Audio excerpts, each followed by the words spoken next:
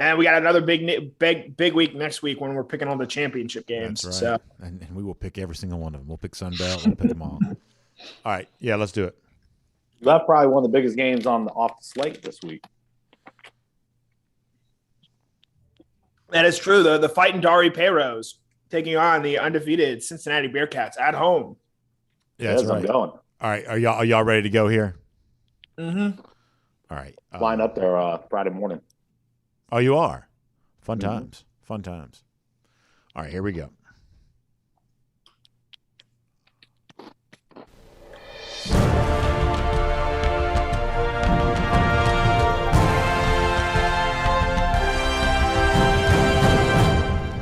Hey, Dog Nation, how are you? Welcome into Go With The Flow, presented by R.S. Andrews. I'm happy to have you with us. I'm Brandon Adams, the entire Dog Nation team on hand. Mike Griffith, Jeff Sintel, Connor Riley, all on the way. Also, our buddy Dari Payro there as well from R.S. Andrews. We'll make our picks for the upcoming week's worth of games. If you've never joined us before, here's how it all works. So we'll make our picks against the spread. You'll hear from all of us, and Dog Nation Daily listeners and viewers, they have a chance to weigh in there as well. And once everyone's given their thoughts, a consensus has been formed. And so we ask then Dari Payro if he wants to go with the flow and join that consensus for those upcoming games. And that's how it's played around here. And we'll invite you to do the same thing with us here. Of course, all brought to you by our friends at R.S. Andrews. It's been cold at night as of late. And so when you think about R.S. Andrews, one of the things I want you to think about is how you stay warm here this winter, especially if you have a heating system that's on its last legs. Listen, go ahead and let R.S. Andrews breathe some new life into that unit for you. They can give you the Mega Tune-Up, just $99.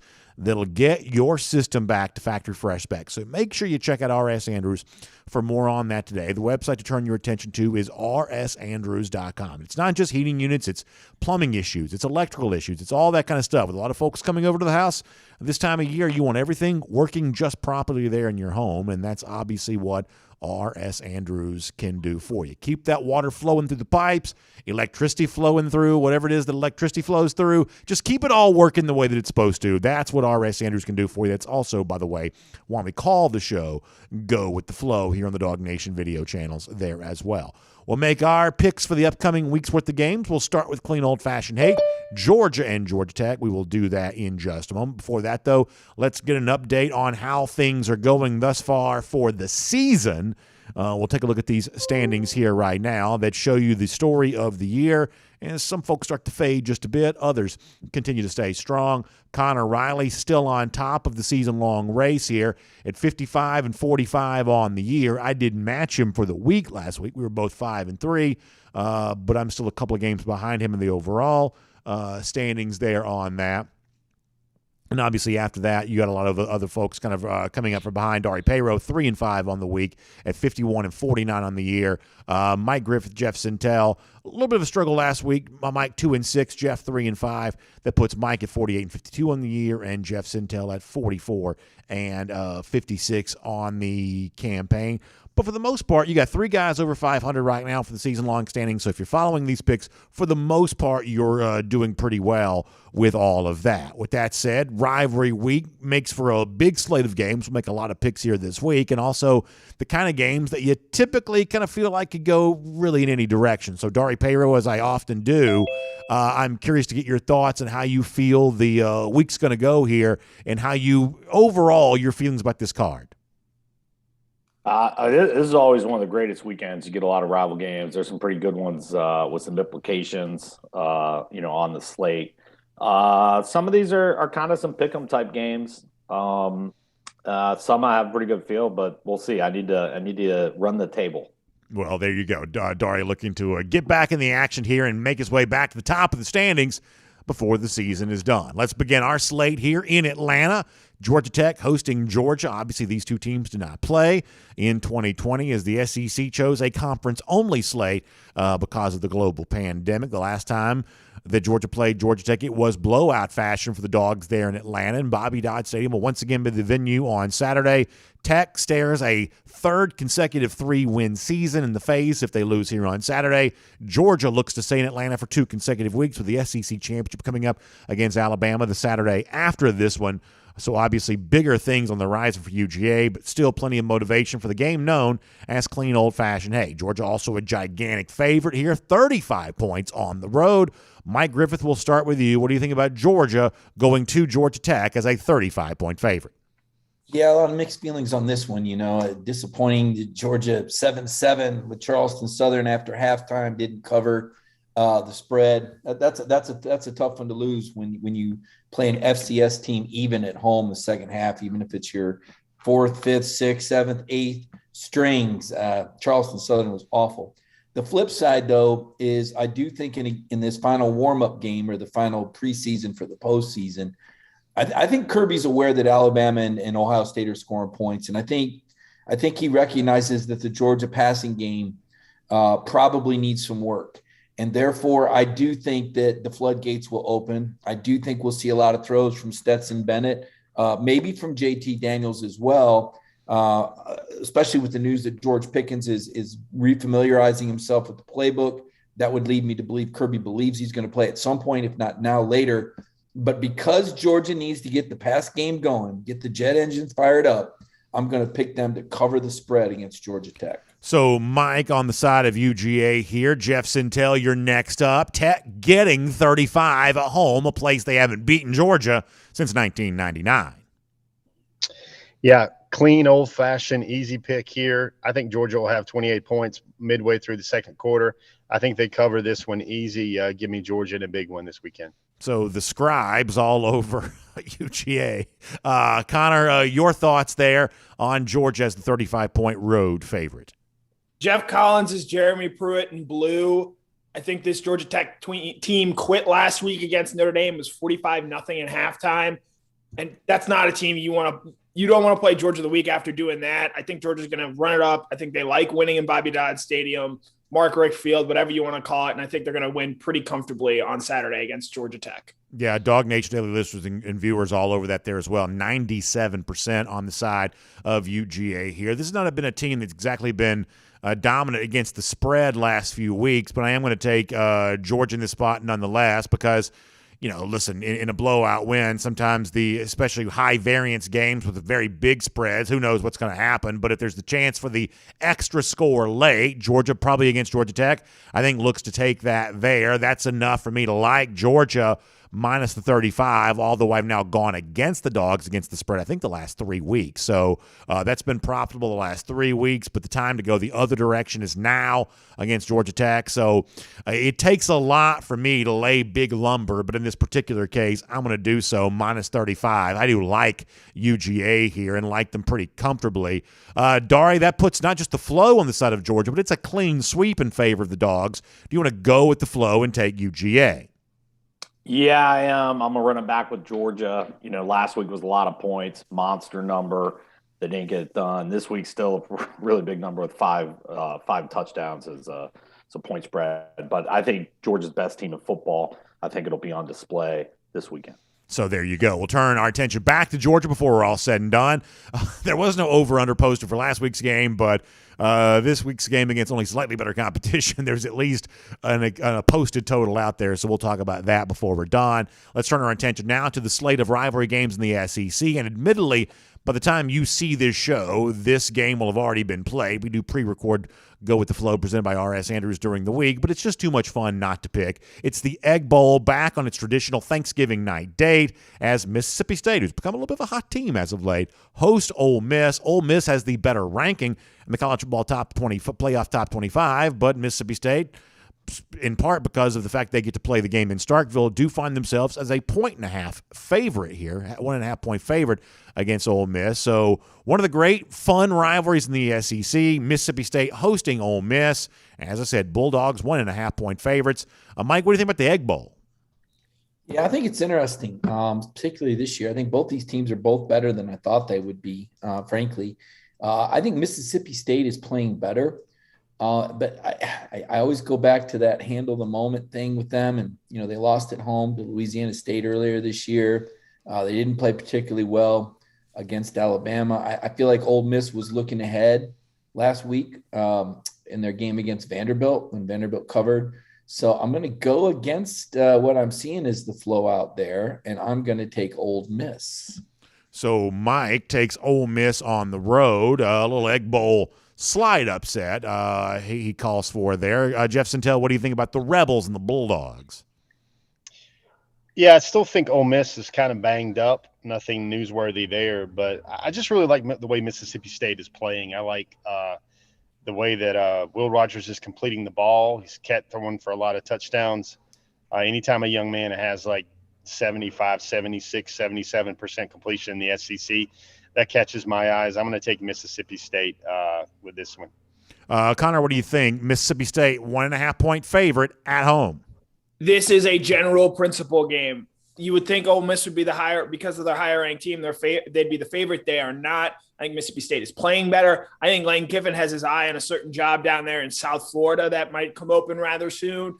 You've already heard Matt Corral say he's leaving. This will be his last Egg Bowl. I like the way this Mississippi State team has played in recent weeks. I've rode them to a couple of nice wins there, which is probably the difference in the standings right now. So give me the Cowbells. Give me the Mississippi State Bulldogs to win the Egg Bowl by at least 2 points on Thursday. And I cannot wait for the best rivalry in college football to be played back on Thanksgiving where it belongs. So strong pick from Connor, and also totally in agreement on the opinion. This is what Thanksgiving's all about for me. It's a chance to see these two teams play what looks like almost like a Jerry Springer style football game against each other. I just love it so much. Dog Nation daily listeners and viewers pretty evenly split on this. You got 54% on the side of Ole Miss, but that's almost a coin flip as far as our audience sees that. And, I agree with what a lot of our panelists have said here thus far, that a lot in the way of momentum seems to be on the side of Mississippi State here. Ole Miss did not cover last Saturday against Vanderbilt. Lane Kiffin was a little bit critical of the crowd there that day. He didn't think that the Rebels fans showed up very well to support Ole Miss there in that spot in the regular season home finale. On the Mississippi State side of things, you've got Steve Spurrier, the former Heisman Trophy winner at Florida, saying that he would kind of tout Will Rogers as his own Heisman pick here right now. That's how well the Bulldogs quarterback is playing. You've also had some weirdness with Lane Kiffin seemingly downplaying this rivalry a little bit, talking about how there was no reason to hate someone just because they go to a different school or come from a different place, almost like he actually has one foot out the door on his way to Miami, downplaying the Egg Bowl. Everything because of the recent chatter and recent momentum would seem to speak to Mississippi State here and not Ole Miss, and yet I still can't help the opportunity to take a contrarian stance when I have a chance to. So I'm going to go Ole Miss here with the facts kind of arguing for Mississippi State. I'm going to go on the side of Ole Miss because I'm just kind of on guard for whatever the strangest possible outcome to occur in the Egg Bowl would be. Ole Miss winning this game, despite the ranking, Ole Miss winning the game right now feels like a slightly stranger outcome. So I'll actually go on the side of the Rebels. Maybe a pick I live to regret, but it is my pick. Going on the road, getting in the win, perhaps the final game, at least from a regular season standpoint for Lane Kiffin there with the Rebels, but I think it comes as a win in the Egg Bowl against Mississippi State. The flow, though, is on the side of – actually, I'm not even sure. Dari, let's say you want to go with the flow and take Ole Miss. You want to go with the flow here on this one? No, I'm going to retract my statement I made last week where I said I was going to take Ole Miss no matter what the spread was. I'm actually going to take Mississippi State at home. They're playing too well coming into the game. Their Bulldogs are healthy, and they have the 7th-ranked run defense, which I think gives them the advantage going in here right now. So fun game. As I said, our audience will have already seen this game by the time they see this show, but we just like the Egg Bowl around here. We wanted to make that pick. Another game that's holiday weekend, but it's the day this show airs. Traditional Friday after Thanksgiving spot for Arkansas. For many years, this was the battle for the Golden Boot against LSU. In recent years, it's turned into a game against Missouri, and Arkansas, after fighting against Alabama and earning a cover in Tuscaloosa last Saturday, gets a chance to host a Missouri team that's feeling pretty good about itself, getting a win against Florida last week, but a big underdog here going to the Natural State against the Razorbacks. Hogs, a 14.5-point favorite here in this spot. Mike Griffith, what do you think about Arkansas hosting Missouri? The number is 14.5. That hook is just enough for me to take the Tigers to cover as an underdog. So sweet and to the point there by Mike Griffith. Jeff Sintel, how about for you? No hook for me, no worries at all. I like what Pittman said after the game for his rationale about trying to give his boys a chance to win the game. I think the 14.5-point spread does not deter me. Give me the fighting Pittmans in this one. Connor Riley, break the tie. This Arkansas team has been good against the number in recent weeks, and because of that, I'm going to continue to ride them.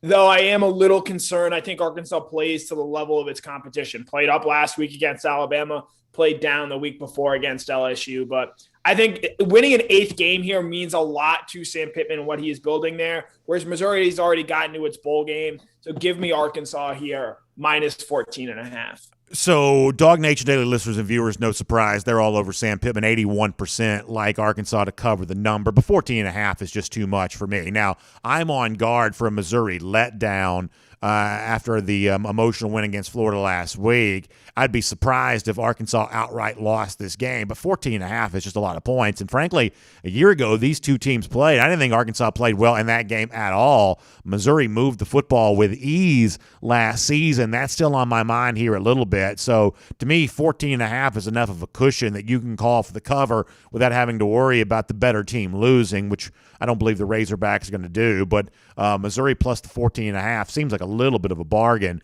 So that puts the flow on the side of Arkansas, though. Dar, you want to go with the flow and take Arkansas here? Let me just open this nice, tasty, cold beverage. There you go. Here in honor of Missouri, not only beating Florida, but sending Dan Mullen's packing. Yeah, you love that. By the way, going back to the old days for Sam Pittman there at Pittsburgh State, the famous photo of him with the beer cooler next to his feet. I'm sure if old Coach Pittman was here right now, he'd be happy to pop the top of one of those with you as well. Yeah, definitely. He'll probably be upset, though, because I'm going to take Missouri here. I like what they're doing. I think, Arkansas played a great game last week, but I think Missouri's kind of finding a little groove. I think this game is going to be a lot closer than people think. Yeah, I mean, I was a little bit surprised by the number myself. I like Arkansas. I think Arkansas has proven itself to be a pretty good team. But boy, that's a lot of points in a situation like this, especially given the recent history between the two teams. Another game made more interesting, as Dari Payro said, by the firing of Dan Mullen. A battle for bowl eligibility between Florida and Florida State. And there you see a nice look at Dan Mullen. Maybe one of the reasons why he got fired was the fact that he dressed like Darth Vader in the aforementioned game against Missouri a year ago, something that was definitely on Eli Drinkwitz's mind when the Tigers got that win last week. But as it turns out, it's not Mullen coaching here on this Saturday. It's Greg Knox, former running backs coach, who steps into the role of interim coach here. Florida State also, as I said, trying to find its way to a 13th game. They go to Gainesville. Florida, 3-point favorite here in this spot, a much lower spread than you would have ever imagined with these two teams way back in the summer, but that's how a season can unfold for you. So it's an in-state rivalry. It's Florida, Florida State. Bobby Bowden or Steve Spurrier walking through the door on this one, though. This is a very different version of this rivalry than the glory days of the 1990s. But nonetheless, Mike, what do you think? Gators as a 3-point favorite against the Seminoles. Yeah, way back when Florida opened as a 10-point favorite, just to tell you how much money is being bet on Florida State here. And that always scares me when the line drops that much and it looks like Vegas might take a bath. The fact that this game's in the swamp, I'll tell you, man, I have gotten burned so bad on my Florida picks this year that I'm going to do what Dari was talking about earlier. I'm going to flip. I'm going to fade myself on Florida. And even though I had Florida written down, I'm going to take Florida State just because I've been so wrong about the Gators lately. So Mike on the side of Mike Norvell and the Seminoles. With that in mind, Jeff Sintel, and by the way, another look at a very silly season for Florida, celebrating after the win against Samford. Closer than it should have been win against Samford, so plenty of reason to think that there's good reason that Dan Mullen now finds himself in the unemployment line. But nonetheless, Jeff Sintel, for you, Florida's a 3-point favorite against Florida State. Yeah, I'm just trying not to laugh from seeing that video again, guys. I'm going to go Florida State. I think momentum is huge here. I think the Florida State Seminoles are cooking up something with winning a lot of games out of the last 5 or 6. The big win over Miami was a pretty big reversal of what that team looked like last year. Jermaine Johnson, other guys like that. I think I think Florida State's trying to become a program that will attract a lot of guys in the portal, a lot of guys from SEC schools as well. Give me Florida State to win this one. Connor, it's a little bit of Noel love here right now. What do you think about that? I'm going to keep it that way, even though I'm worried all of us are going to take Florida State and Florida's going to find a way to win this game. But Vegas is telling you that on a neutral field, Florida and Florida State are even. I think with the way Florida State is playing right now, winners 5 of their last 7. Florida, they just want the season to be over with. If you're giving me the points there, I'll take them because I think Florida State wants this game more than Florida does. So give me the Noles here, +3. So, Dog Nation daily listeners and viewers, they're, even though Mullen's not coaching anymore, they're still going hard against Florida. 79% take Florida State here in this spot. And I'm going to be honest with you. This game features almost no analysis for me whatsoever because everything, Florida's been playing terrible on the field. They have no coaches left. Connor's 100% right. The best that we can tell, they don't even want to play the game. There's just no level of motivation whatsoever for the Gators. There is no argument for Florida at all, yet they're still favored. And being at home alone, not Home Alone the movie, but the fact that they are at home alone should not be enough to make them be that way. I think this is the betting houses kind of telling you all you need to know that contrary to all reasonable expectations, Florida's still the favorite. I'm going to go with that. I'm going to take Florida here against my better judgment. But when there's this much screaming for Florida State, and yet the Gators are still the favorite, I'm going to trust those palaces to know what they're talking about here. So give me Florida -3. Flow, though, on the side of Florida State. Dar, you want to go with the flow and take the Noles? Well, the Seminoles are 4-1 against the spread in their last 5 games played in the swamp. However, I'm going to take Florida. This looks like a team that's just everything is unraveling. They're free falling. I actually like them to get this win and say not so fast to the Seminoles who desperately want this win. Both these teams and these players, I mean, this rivalry is deep. These players that are there, dude, they hate Florida State. Florida State's hate the Gators.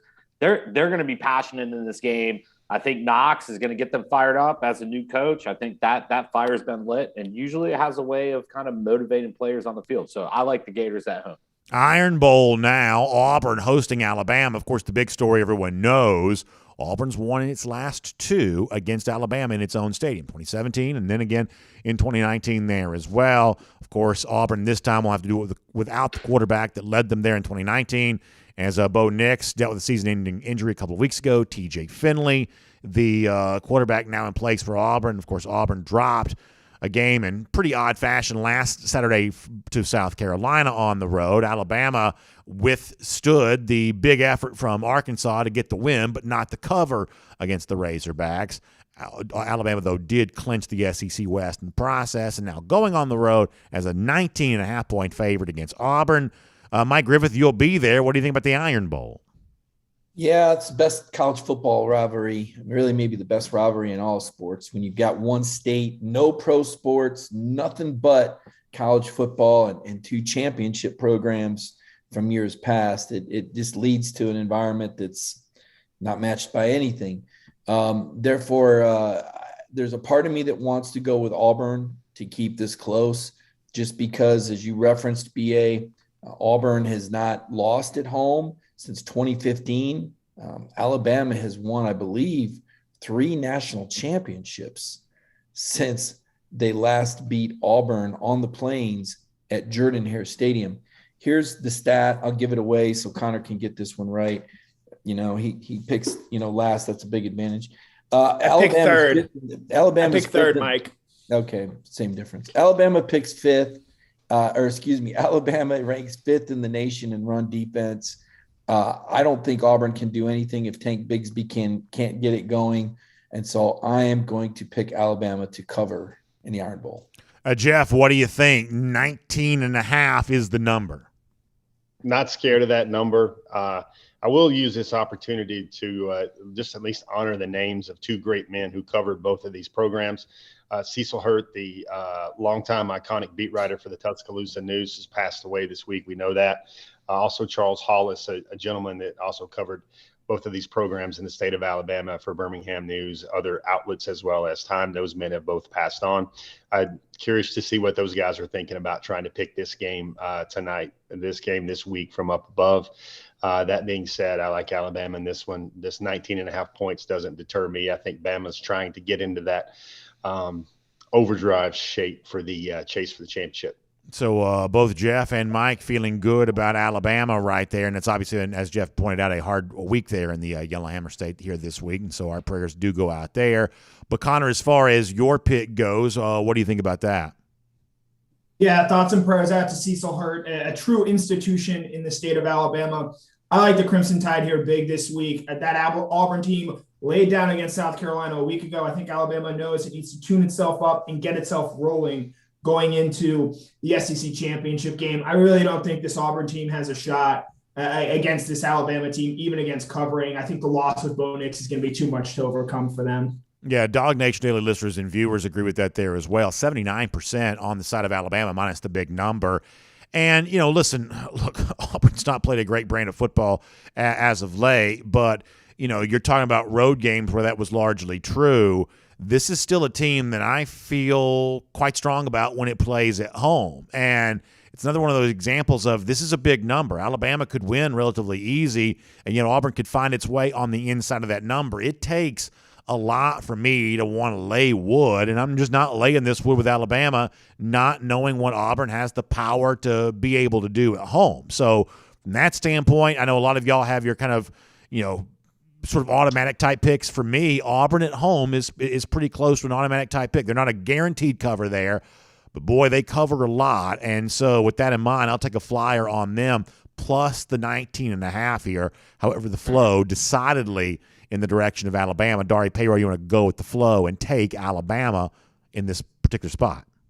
Well, they haven't been as good as years past against the spread. Fair. For Bama this year, it's just kind of middle of the row. Auburn's kind of free falling like Florida. It's kind of unraveling. For some reason, I think they may rise up in this game and kind of muster something together. 19.5 for this rivalry game is a lot of points. The home team has won 8 of 9 in this rivalry straight up. So, considering that fact in history, and you have a point spread at 19.5, it makes it kind of a little fishy and crazy. However, I'm going to stay disciplined, and I'm going to take Bama. Okay. So I'm taking them to still cover, even with the large point spread. Speaking of large point spreads, we've got one of those in Knoxville on Saturday as the Vols host Vanderbilt as a 31.5-point favorite. We'll just jump right into this. Mike, what do you think about Tennessee here? Big number against the Commodores. Yeah, a lot of momentum for Tennessee. I'm going to take Tennessee to cover. Jeff Sintel, how about for you? 31.5 is the number there, Jeff. Yeah, no, I'm sorry. I've lots of things going on here at the home compound. I'm going to go with, in this one, I'm not afraid of the number here with Tennessee. But I am noticing that Vanderbilt is playing a lot of teams close, playing very well, and generally being anti-Vanderbilt of late during the season. That's why I'm going to take these points, and I'm going to go with the Commodores. Okay. So you are okay. Yeah, that was a little bit of a swerve. So Jeff takes Vanderbilt plus the 31.5. Split decision here thus far. Connor, break the tie. I'm going to go with Tennessee here. I agree with Jeff. A lot of what he is saying, this Vanderbilt team has proven me wrong. I took them last week to cover, and they came through for me. But this Tennessee offense, a lot of people like South Alabama last week, and Tennessee's offense just blew them off the field. And I think there's a chance we see that happen again here, and it just becomes so hard for Vanderbilt to keep up. So give me Tennessee here, even with that massive 31 and a hook. Yeah, 62% of Dog Nation daily listeners and viewers on the side of the Vols. And kind of back up what Jeff was also saying, Vanderbilt's actually covered in 3 straight games in 4 of its last 5, including last week on the road at Ole Miss. It's been kind of my age-old adage that I kind of like Vanderbilt with the points more on the road than when they're at home. They're on the road here as well. And I just think 31.5 is kind of a lot of points. I kind of get, obviously, why Tennessee's the big favorite. But Vanderbilt, you can joke if we want, but they have been playing a little bit better as of late. Enough for me to at least consider them plus the 31.5. In fact, I'll do more than consider them. I'll take them plus the 31.5. That puts the flow on the side of Vanderbilt, believe it or not. Dar, you want to go with the flow and take the doors? No, I mean, this is a big number, and I get Vanderbilt starting to play a little bit better. I think more teams are just kind of resting a lot of their players against them, so it's kind of a combination of that. But Tennessee puts up points. The offense likes to put up points, and they're definitely going to want to rack up points against Vanderbilt this weekend. All right, so Tennessee. Oh, there you go. So that now we'll turn our attention to the next game in the SEC. Fun rivalry that's kind of grown as of late. This is one of those made-for-TV rivalries when Texas A&M first joined the SEC that's actually become a true, genuine rivalry. Plenty of hatred on both sides here. Obviously, a lost season for LSU. The final game of the Ed Orgeron era comes up on Saturday against those Aggies. LSU at home, and once again, boy, you talk about an example of just how bad the year has been. LSU finding itself as a fairly sizable home underdog one more time. This time 6.5 to the Aggies. Mike Griffith, once again, we are turning our attention to you. Yeah, this is another one I could go either way on. I just can't help but note the irony if Ed Orgeron were to win this game over the coach that just signed an extension for $9.4 million. Sometimes, back in the days of covering NASCAR, I'd always imagine what would be the wildest and craziest finish. And it seems like sometimes it came true. So part of me sees Ed Orgeron getting carried off the field, beating Texas A&M. So I'm going to take LSU just because I think that would be quite the sight. To LSU's credit, has not given up on this season. They fought hard seemingly each and every week. Jeff Sintel, you haven't given up either. So what's your thought on A&M and the Tigers? Yeah, I'm always a sucker for sentimentality and the storyline that Mike offers up there, but I just can't go with it. Give me the Aggies here. I'm not scared of the 6.5. I think Texas A&M will restore a lot of the order to the universe and this happy feel good for the Fighting Orgerons. Another split decision from our riders. So Connor Riley, another chance for you to break the tie. This line stinks. It's very fishy to me.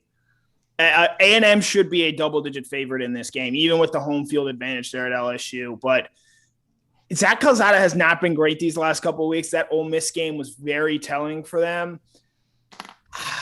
I came in here ready to pick Texas A&M, but I just think that line is too weird. And because of that, give me LSU. I think they're going to throw the kitchen sink at them in this game and maybe do what they did to Bama, pressure Calzada, make that offense tough to get going. And I don't think A&M is going to score a whole lot of points. So because of that, give me LSU here plus 6.5 in Orgeron's swan song. And they're playing for a bowl game as well, which I believe they would go play in with Ed Orgeron there. So I like that factor in there as well. 63% of Dog Nation daily listeners and viewers on the side of Texas A&M. And this is one of those things where I agree with a lot of what Connor said, that it's another one of those lines where you feel like the betting houses are trying to tell you something, but ultimately, even if they are, I don't feel like I have a choice in listening to that. I have just vouched for A&M too much to not go against them here against a lame duck coach and what could be his last game. And Mike points out the irony if A&M were to lose to LSU in this spot, just given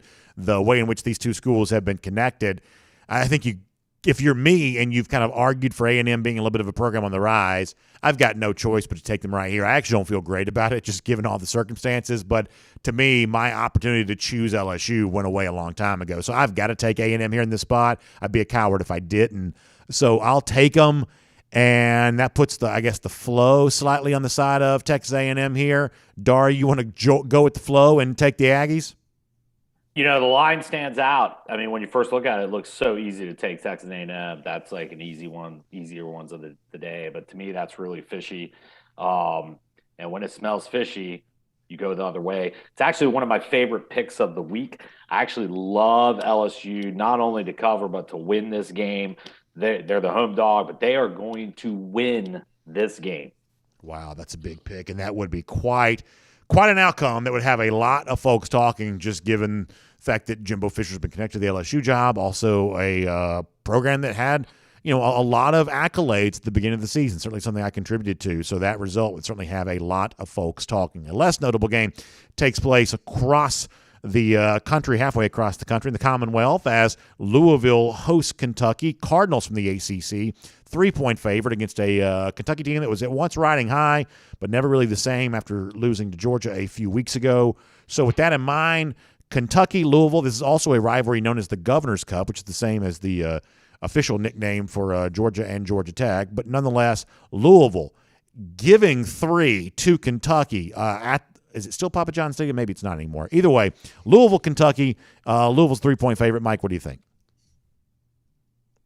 Well, Calipari's got the Cats playing pretty good now. The backcourt, Severe Wheeler and Ty Ty's got that. Oh, football. Yes, Football yes, and a yes. basketball. I'm sorry. I got a little confused there. Sure. Are we still talking about Kentucky football this time of year? Yes, we are. And they're going to beat Louisville outright. Give me the Wildcats. There you go. Jeff, what do you think about Kentucky and Louisville? I like Kentucky to win this one with not much left else to say. Maybe this is an SEC bias pick here right there, but I'm going to take the Wildcats to win this one. Connor, Riley, what do you think? Louisville is a 3-point favorite. Same thing as Jeff. Malik Cunningham is going to give maybe Kentucky some problems, but unless Will Levis really just eats a banana with the peel on it and stinks and puts mayo in his coffee, give me Kentucky here to win. Boy, I tell you what, this is one of those that makes me nervous because 63% of Dog Nation Daily listeners and viewers on the side of the Wildcats. I don't have a reason to go against them either. I'm not going to force myself to be contrarian here, but yeah, I mean, I don't have a ton on this game, to be honest with you, but Kentucky feels like the right side. It feels very wrong to be the last one in on a full house, though, on the Wildcats, but that's what I'm going to be. Dar, you have a chance to go against the stall here, but do you want to go with the flow and take Kentucky? Absolutely. I mean, this game can kind of go either way, but I like Kentucky. Louisville's 1-5 in their last 6 against the SEC opponent. So I like Kentucky to win this game. So next game, another one of those SEC, ACC rivalry affairs, sees a Clemson team suddenly playing better football, also getting a little healthier there too, with the exception of wide receiver Justin Ross. After getting a big win last Saturday against Wake Forest, now gets ready to go to Columbia against South Carolina team that's really been better than almost anyone would have assumed. Shane Beamer had a right to be in year one, getting high-profile wins against both Auburn last week, against Florida a few weeks before that, and now the chance at what for Gamecocks fans would be the biggest of them all against the Clemson Tigers. However, they do find themselves facing a sizable point spread. 11.5 is the number in favor of Clemson at Williams-Brice Stadium. Mike Griffith, what do you think about Clemson and South Carolina? Yeah, there's no way South Carolina is going to win this game. The question is, does Clemson cover?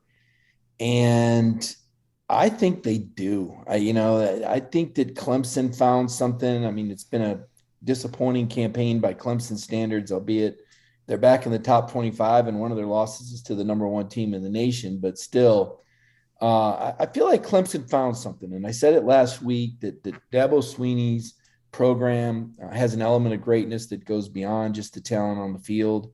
I kind of feel like a little bit of that might be coming back. South Carolina poses enough of a threat to get everyone's attention. And so I'm going to say the clock strikes midnight on the Gamecocks Cinderella run, and I'm going to take the Tigers to win impressively and cover. So that is Mike on the side of Clemson. Jeff Sintel, what do you think about the Tigers and the Gamecocks? Number's 11.5. Yeah, there's a lot of flow on this one. I guess I don't think anybody, maybe the Brandon Adams doppelganger for Gamecock Daily, probably wouldn't have predicted a Clemson win, an Auburn win, and a Florida win in this season, no matter how fervent the passion goes there. I think this screams to me in a season where a lot of these games feel like shaky bridges to put your foot out there on. This game screams to me very close game. That being said, I look for Clemson not to cover, Clemson to win, but I think this will be a one-score football game. So, Connor, what do you think about Clemson and South Carolina Gamecocks getting 11.5 at home? I think Clemson's offensive output last week said more about Wake Forest's defense than necessarily Clemson's offense. And this South Carolina team, they've played well at home. They only gave up 17 to Florida there when a lot of us thought that was still a Florida team that was interested in playing football this season. They hold Auburn to 17 a week ago. Would not surprise me if they hold Clemson to 17. Having said all that and thinking I was just about to pick South Carolina, I think this Clemson defense is still pretty great. And I've reminded myself that they're entering this game with a third-string quarterback. So great story this year from Shane Beamer. Great year they've had there, exceeding expectations. But give me Clemson here, minus 11.5. The funny thing is, the third-string quarterback they're playing has probably played better than the other two quarterbacks. Yeah. I think he probably should have just been the starter all year long anyway. But in fairness, I don't know that Clemson could have known that he was going to play as well as he did. Our audience is as split on this as we've seen. Only 52% on the side of Clemson here, but that's enough to give them the margin there among Dog Nation Daily listeners and viewers. I'll admit this is a little bit of a wishful thinking pick for me because I do think it'd be fun if this game were closer. And I kind of like some of what Shane Beamer's doing at South Carolina right now. I think some people kind of think he's a little bit of a phony, but I kind of enjoy some of what he's doing here at this particular time. I do think if the last time you saw Clemson was the game against Georgia, I think that Clemson's playing a better brand of football than you may have remembered. If you want to go back near the beginning of the season, they're also a little healthier than they were at one point in time, getting some playmakers back on offense. It's not an easy game to pick. I'm going to say this right now. This is a tough game to pick, but I do think there's a justifiable case for South Carolina plus the 11.5 here, and so that's what I'm going to do. I'd be shocked if they were to win the game, but 11.5 is not a small number to play with. So that's enough for me to consider the Gamecocks here. I'm guessing Williams-Brice Stadium is going to be really, really loud for this one. So I think it should be and could be very, very fun. I'll take South Carolina. That puts the flow on the side just slightly on the no, it doesn't. Slow flow just slightly on the side of Clemson. Dar, you want to go with the flow and take Clemson? Yeah, I'm going to take Clemson. Again, I think they have some momentum. I think they're going to try to close out the year on a strong note. It's a tricky game to pick where the spread's at. But looking at historicals, when I go, in between the rivalry, they haven't played a game less than double-digit victories since 2007. So I don't think this is going to be something where it's a single-digit type game. So I lean Clemson with that because they have the better talent, they have the better defense, and I think that will be the difference in them for them to score enough and kind of shut the Gamecocks down. Two biggest games in the country on Saturday are outside the SEC. We'll turn our attention to those right now. Ohio State going to Michigan here. Ohio State obviously blew out, and I mean blowed out Michigan State last week, 49-0. That game was at the half. Two consecutive covers against ranked opponents now for Ohio State with the Purdue game the week prior to that. Michigan has gotten less attention than Ohio State, but it's been quietly been a part of the discussion all year long. They are an underdog, though, at home. 7.5 is the number. This is a big one. Huge TV audience expected to tune in. What will they see, Mike Griffith? Ohio State, Michigan. What's your pick? Yeah, Ohio State's been really impressive, and they drilled Michigan State. Michigan State, worst pass defense in the country, I think. I think Michigan matches up much better. I think playing the game in Ann Arbor is a big advantage for Michigan. And while I don't think Michigan will win, I do think they will cover the spread. So that is Mike on the side of the Michigan Wolverines. Jeff Sintel, how about for you? Yeah, that's the rivalry. That team up north is what the Buckeyes like to call Michigan. I think the spread in this game might be somewhere around 4 or 5 points per quarter. That's a conservative estimate for me. I think Ohio State is gearing up for something more purpose to their season. You just look at the players that have been coming in here, and Ohio State is far out kicking and out distancing what the Wolverines are doing.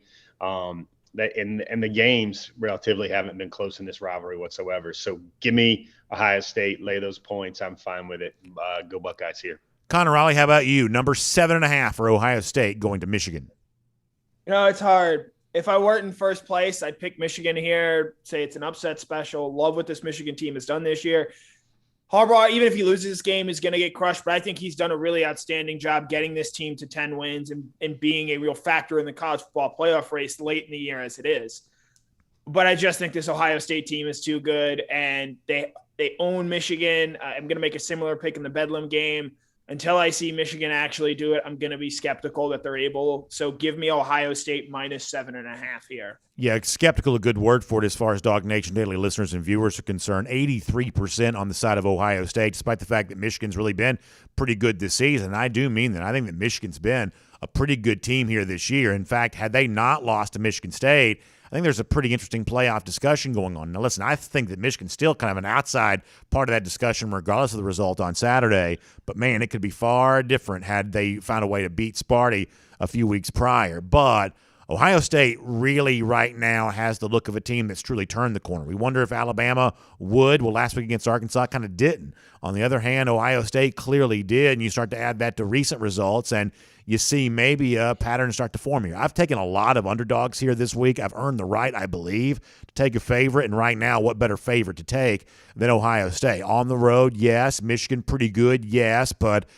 boy, I like riding this steam with this Buckeyes team here at the moment, so I'll take them on the road minus the 7.5. Dari, that puts the flow on the side of the Buckeyes. You want to join that? No, I'm going to go with Big Blue, Michigan. If not now, then when? I mean, this is it right here. There you go. No, I mean, that's a pretty succinct way of saying it, but also a true one there, too. Another huge rivalry, another game with playoff implications. This one from the Big 12, a league that's has its playoff hopes probably hanging by a thread, but the two teams involved in this game, Bedlam as it's known, are the two teams on which those playoff hopes will rest. Oklahoma State, 7th in the playoff rankings here this week, hosting Oklahoma. The Cowboys, a 3.5-point favorite here against the Sooners. Mike, what do you think about Oklahoma and Oklahoma State? Yeah, most years I would just defer and to Oklahoma just because they've dominated it for so long, and they're a program that's they go in with expectations, and there's a lot to be said for your team expectations. But this Oklahoma State team plays defense, guys. They rank 3rd in the nation in total defense, and I'm going to go with Oklahoma State to win this game, and I expect everyone to follow suit after I just gave you that nice little nugget on their defensive stat, except for Connor, because he's already said he's going to pick Oklahoma. So Mike takes Oklahoma State, pats himself on the back in the process. Jeff Sintel, what do you think? I think there's too much dysfunction, and as Griffith astutely pointed out, lack of defense regarding the Sooners.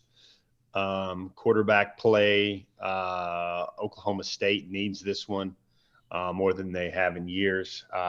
Give me the Pokes to win this one. I'm liking Oklahoma State, my second straight OSU pick. Give me the Cowboys here. For Michael Carvel, our producer who keeps track of these games, the fact that there's multiple games involving OSU this week is probably not going to be the easiest thing to keep tab of. But nonetheless, a little bit of love for Pistol Pete here right now. Connor, what do you think about that? You put both these teams on a neutral field with no logos, colorless jerseys.